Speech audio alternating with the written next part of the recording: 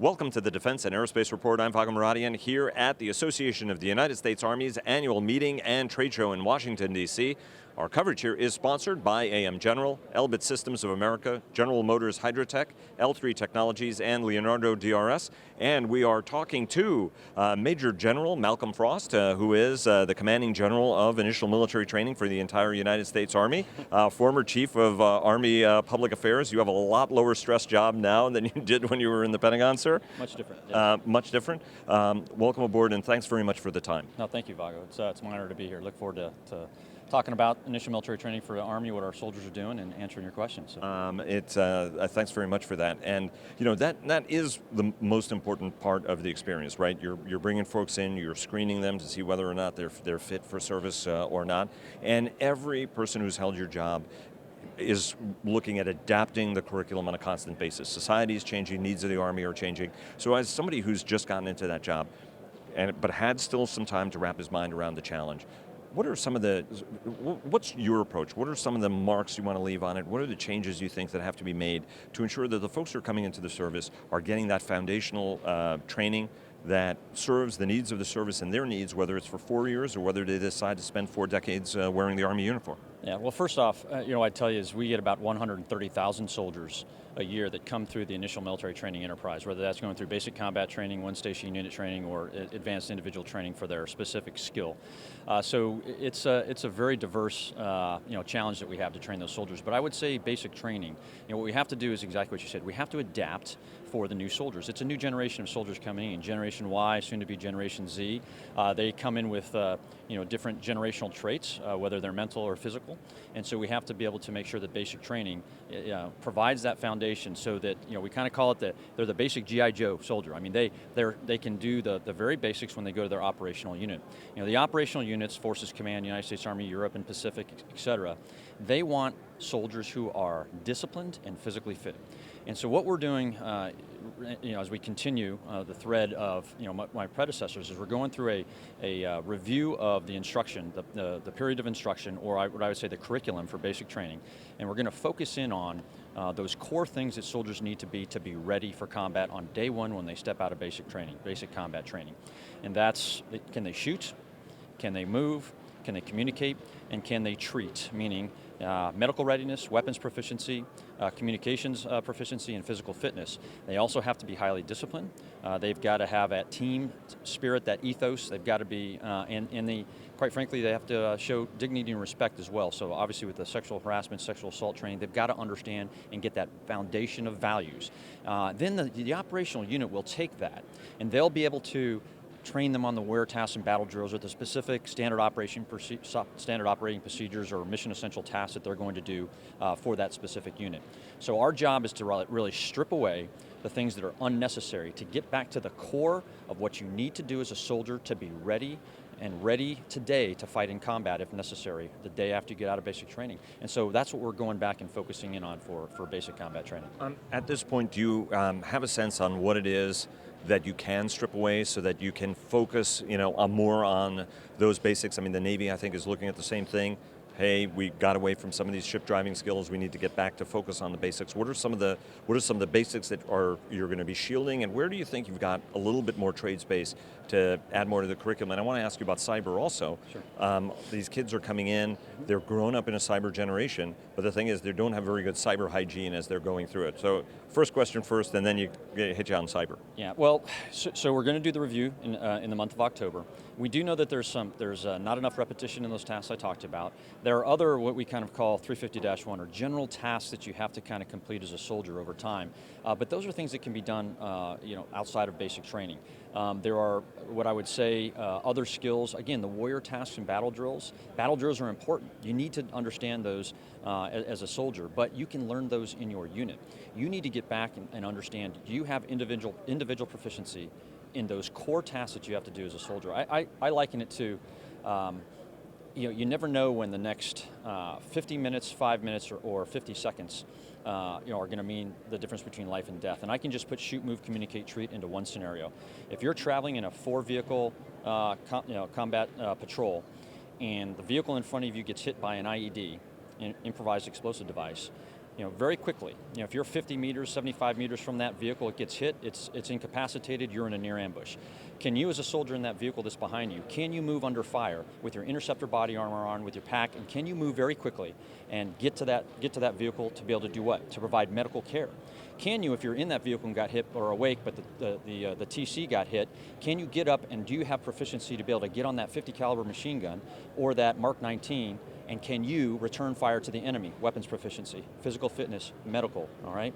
And so bottom line is, in 50 seconds, you have to show physical fitness, you have to understand medical readiness, be able to treat yourself or do buddy aid to somebody, and then you got to be able to get on a radio. Can you get on a Fox mic radio? Can you do TACSAT communications? And can you call for a 9-line medevac to come in or for a quick reaction force to come in? All that can happen in literally the time that I just described it to you, and I saw it happen in combat.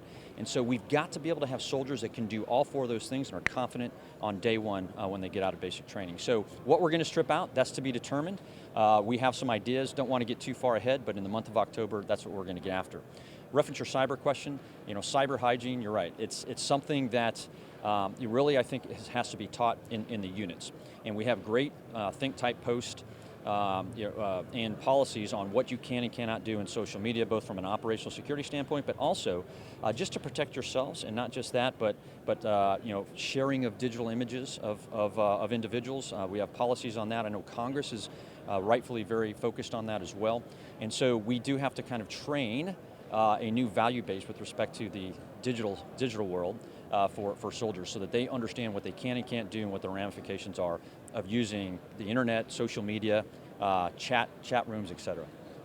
Let me ask you, you were saying about the values, and the our Army is, like all the military services, value-based organization where, telling the truth, honor, doing the right thing all the time, even when nobody's watching you, are sort of core values of the institution.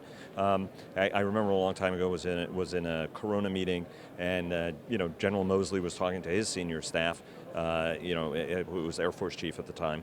And one of the things that he told them was, look, why don't we just start throwing people out? Because after basic training, you should morally know that it's wrong to sexually assault, sexually harass, do any of these things. You should know right from wrong, and most people do. And if you don't, why do I have to keep training you on that? Isn't that the place where we've told you that it's unacceptable, and then after that you just start to get rid of people? From the continuum of training standpoint, I've always thought that was kind of an interesting thing, that yet this challenge continues to linger. What are some messages you can drive home at that formative time in this initial military training phase to just underscore the unacceptability of that behavior? Well, what I would do is I'd take you back. I would disagree a little bit with what you said.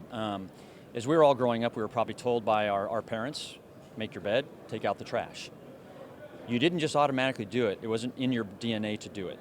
And so it took a lot of time, and through negative and positive reinforcement, you learn that you need to do that until you build the discipline to do it yourself. Then after discipline, I think, then finally when you kind of discipline yourself, or someone disciplines for you in order to do anything in life, then you do what? You kind of form a habit. All right, then once it becomes a habit, you almost do it without knowing you're doing it, and it just becomes part of who you are. But I think the ultimate is when it is actually almost part of your DNA. It's beyond habit. That takes time. Some things that takes a lifetime. Now, with respect to values, if you're going to train somebody on the values of the institution, which we do, it's not going to sink in. Every single person holistically buy in and changing who they are so it's part of their DNA, much less habit, in 10 weeks of basic training. So I think it's something that is a constant process and learning process, and they have to understand it, and they have to have the vision for it, and then they have to understand what those values are and what they mean. So it's not that we have young Americans that don't come in with values. And some of them come in with all the values that we have in the Army: loyalty, duty, respect, selfless service, honor, integrity, personal courage. But some are missing some of those. And so you have to, and that's the difference between becoming an amateur and a professional as well. So if you take this on as a profession, then you will want to learn and aspire towards those values over time. But I'll tell you, it's not something you can turn on and off like a light switch. And so it takes reinforcement. It takes understanding what happens if you have misconduct. You have to train them and say, here's what's happened, here's the impact on others, here's the impact on you, here's the impact on the unit, here's the impact on the mission. And you have to demonstrate that to them in that environment for them to get it, I think. And once they do that, then I think they'll better understand. And that takes time. Let me take you to the question of, you said kids are coming in with different levels of physical acuity, mental acuity. Right. Mental acuity they may be fine on, but physical acuity they might be a little bit less fine on. There are a lot of folks who in initial military training, when they go from somebody who may not be in as good shape as they should have been, maybe they didn't do some of the physical fitness that you recommend to them before they get to initial military training, they may have fallen short, and a lot of kids are injuring themselves in that process, and you focused on trying to figure out things you can do to still have a very, very demanding physical fitness curriculum, because guys are going to have to, one of the amazing constants in military history is you go to the Continental Army, guys had the same amount of weight on their back as they do now. It's just distributed in different forms of thing. What are some of the things you guys are doing to make sure that you have that physically demanding curriculum, but kids are not injuring themselves in some cases in very serious ways? Well, I don't want to overgeneralize, but I think there are some trends that are worth discussing. Every generation thinks that the generations after them are not quite as strong, not quite as smart, and, that they have it a little bit easier, that they have it easier. But I do think there are some traits as we look at what's happening. I grew up in the generation where you were always outside, you're always playing, you're always conducting sports, and that was what you did. We didn't have video games. Well, we barely did. Maybe Mattel and Television and Pac-Man and Asteroids. But anyway, Pong, my point is, Pong. There was some There Pong. you go, Pong, the first one. But my point is that we, I think, grew up with a different physical regimen. And so one of the ways that it's been said to me before is when I came into the Army, when our generation, Gen X came into the Army, we were marinated steaks. You just threw us on the grill and boom, we were ready to cook. It's been told that now we're getting some frozen steaks, and some of those frozen steaks need to thaw, and then they need to marinate, and then you put them on the grill. Heck, sometimes you might even have to go out to the pasture, and we got to slaughter the cow, we got to process it, then we got to freeze it, thaw it. So we're at that level of physical fitness across what I would say is America, and it's a big challenge. It's so much of a challenge that only 29% of young Americans, the 34 million of them, age 17 to 24, can even qualify to come in the Army for physical, mental, or standards-based reasons. So what are we doing? So again, what we have to realize is that they're coming in as frozen steaks, and how do you thaw them out and get them marinated, get them on the grill, get them ready to be a soldier? Well, what we conduct is we have the occupational physical assessment test, which is now what we do is we take young recruits, and they have to pass standards we have 3 levels, gold, gray, and black, across 4 tests which test different aspects of physical fitness, and they have to pass that standard and train for that standard. And our recruiters are out there doing a fantastic job at the nearly 2,000 recruiting stations we have. They're training these young Americans to be able to pass that test so that they can select their military occupational skill, which is among those 3 levels. And so what we're doing is trying to change the habits a little bit of those trainees, those young recruits recruits that will be trainees, and get them physically fit to be able to pass what is now a standards-based test that we have for everyone coming in the Army. If you don't pass the test, you can't come in the Army. We didn't have that physical test before. So, and what we're finding is while a lot of them pass, it takes 2 or 3 times, and there's a training program they have to go through, a leader program, a physical fitness program that the recruiters are doing with them to get them physically fit, to kind of get that steak marinated, so to speak, before it comes in. And we haven't had to do that before. So we have to keep reaching deeper, I think, into the population to ensure that we have recruits and young Americans that are qualified to become soldiers. That's just one of the things we're doing. And what we've shown is that has actually helped us to put the right soldiers in the right jobs. It has reduced injury rates. It's reduced attrition in the initial military training base. Just in 9 months that we've had this program going, we've already seen some great progress. So we have, we'll look at the test and we'll tweak it as necessary. But so far, all the results are very positive. General Frost is so tough. He's gonna marinate you and throw you on the grill. No, I'm just kidding. Let me ask you about combat readiness training. When you look at a lot of training, we were talking about this earlier, right? Push-ups, sit-ups, run. Right. Okay, but are those necessarily the right kinds of training in order to give you those skills? You talked about that scenario, that 50-second margin of life or death. That is a full spectrum of stuff that a lot of people are not training for, and even historic physical fitness training was not addressing those challenges. Talk to us about the adaptations in the continuum of learning that constitutes being a soldier, where you're constantly sharpening that game and ensuring that the physical fitness training you have is the right training for what it is you're going to need to do. Well, one of the things that we're piloting and we're researching is, is the physical fitness training correct for the Army? Do we need a new standard test to be able to test the entire force? And what we found out is, while the current Army physical fitness test, it's a good test. It's lasted 37 years, but it really only tests you on two aspects of physical fitness, of five aspects. It's muscular endurance and it's cardiovascular endurance. What it doesn't test you on is muscular strength, explosive power, and speed and agility. And those are three aspects that, as we're looking at a new physical fitness regimen, and not just for how we train fitness for soldiers, but also the test itself, that's what we're piloting. Is right now it's a six-part test. Sounds like a lot, but those 6 events train across all 5 of those spectrums of physical fitness. Actually, are a better predictor, an 80% predictor for combat readiness and support of warrior task and battle drills, whereas the current PT test is only 40%. So the bottom line is that will be a generational shift in kind of how we think about physical fitness training. And again, it can't be a light switch that goes on and off.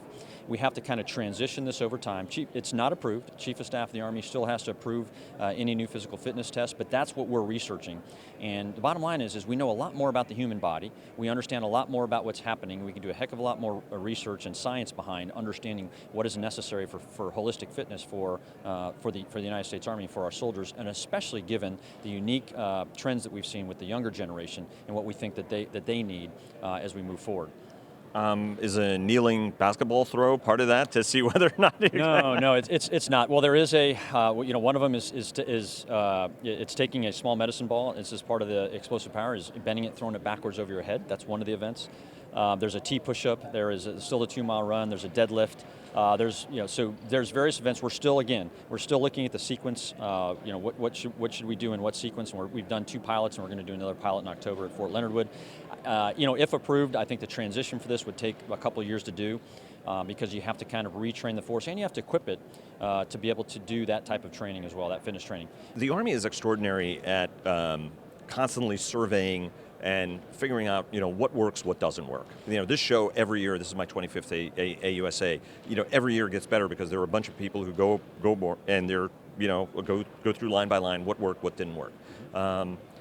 When, let's say at the four-year mark after initial military training, or 6 or 8 or 10, or even at a command sergeant major level, what's the kind of feedback you're getting from troops who went through the curriculum to tell you, hey sir, as you and the Army leadership look at this, what works, what doesn't work, so that they can help guide you? What's that kind of feedback from the troops that you're getting to help improve the system? So every year we do an assessment of the field, of a leader and soldier survey of the soldiers that are coming out of initial military training. And I kind of reflected on it earlier. We get feedback on how the soldiers see themselves, on what their strengths and weaknesses are, and then how the leaders see them, their strengths and weaknesses. And many times those things don't match, and it's very interesting. So, and sometimes they do match. Some soldiers think that they need more discipline, they thought it should be harder.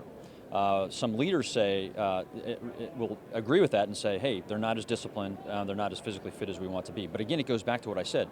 Five times greater than any other